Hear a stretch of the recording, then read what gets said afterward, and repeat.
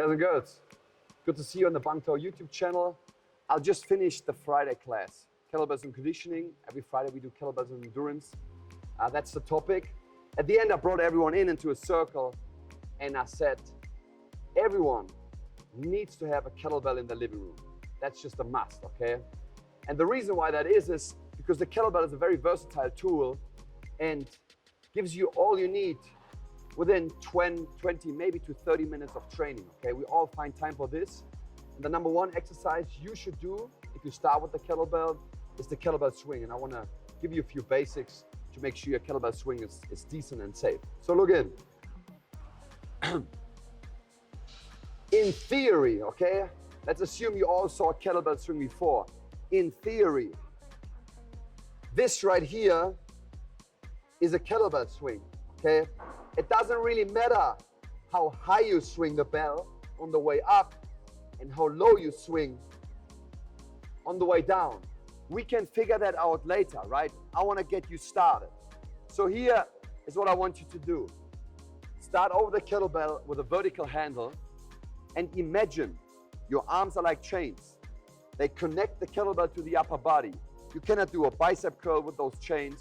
You cannot do a front raise. The bell is just hanging. So sit down, grab the bell. Remember, chains. And all I want you to do is sit and stand and sit and stand. And what I'm doing here right now is called a low swing or a belly button swing. Just sit and stand and bring the kettlebell on belly button level. What we're practicing here is the feeling, the idea of hip and knee extension, because that's where the movement starts and ends. It's not on our arms, especially you guys out there. We always think we're so strong, right? We want to use our arms. We're not doing this, just hanging. So, one more time. Start above the bell.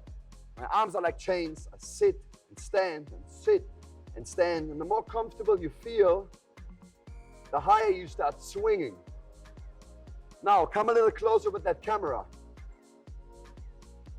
Have a look on where the bottom of my bell is pointing. When I swing, it's pointing right forward. No matter how high I swing, the kettlebell is pointing in the direction of where my hands are pointing, straight forward. Now look at this. If I start using my arms, which is a very common mistake, the bottom of the bell starts pointing down.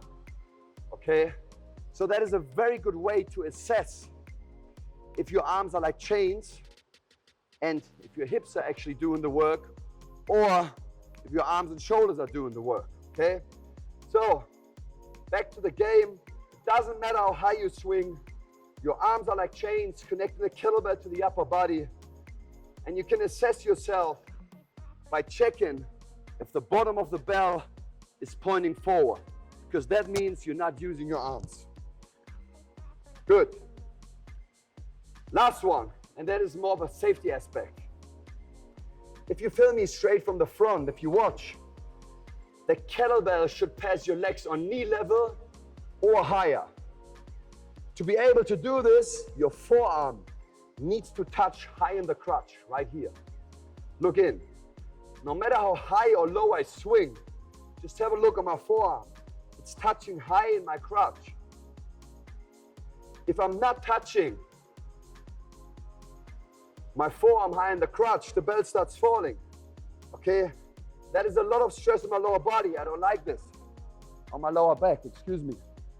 So I'm looking for contact, forearm inside thigh, forearm inside thigh, right here, right here. Okay? Now, what you learned so far is, it doesn't matter how high you swing or how low you swing. At least if you're a beginner and if you're not competing, right? We're just here to learn, number one. Number two, your arms are like chains connecting the kettlebell to the upper body. The magic is happening in the hips.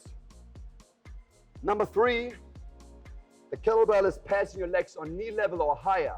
To do this, I'm actively focusing on contact forearm, inside thigh, high in my crotch. Now the last thing I want to give you is a setup and a set down. Every good lift starts with a good setup and it ends with a good set down. Now, if you're completely new to kettlebell, you can just start standing as we did for the last couple of minutes. But for you to learn and improve, I want you to start over the kettlebell. My feet are shoulder width apart, not like this, just enough so the kettlebell can pass my legs. I step back, good 30, 40 centimeters. I sit back, lean forward.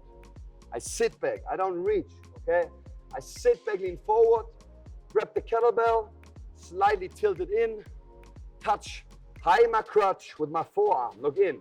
I hike back without standing up. Don't stand up.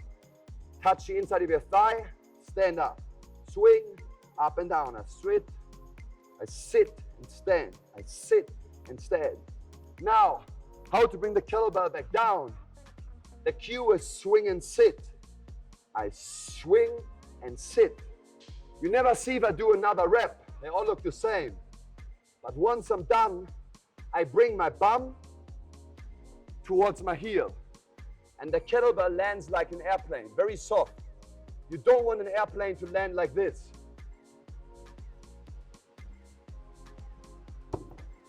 Right? I sit back, bring my bum towards my heel, and I allow gravity to do the work. Let me repeat this one more time. Start above the bell, shoulder width apart.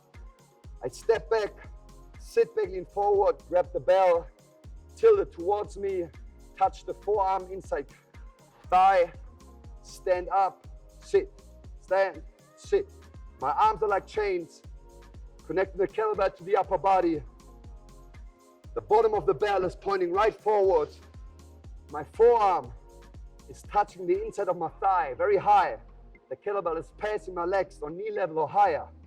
Once I'm done, I swing back and I sit. And there you got your kettlebell swing, guys and girls. The one exercise you all should be doing. There's more to learn. If you want to learn more, please come to Bangtao Muay Thai. Ask for me. My name is Peter Forneck. You find me on Instagram. I try to teach you more, but start with this. The kettlebell swing is a great exercise, and everything you learn after starts and ends with a swing. So that's the first exercise you're gonna master. I'll see you here at Bangtao Muay Thai.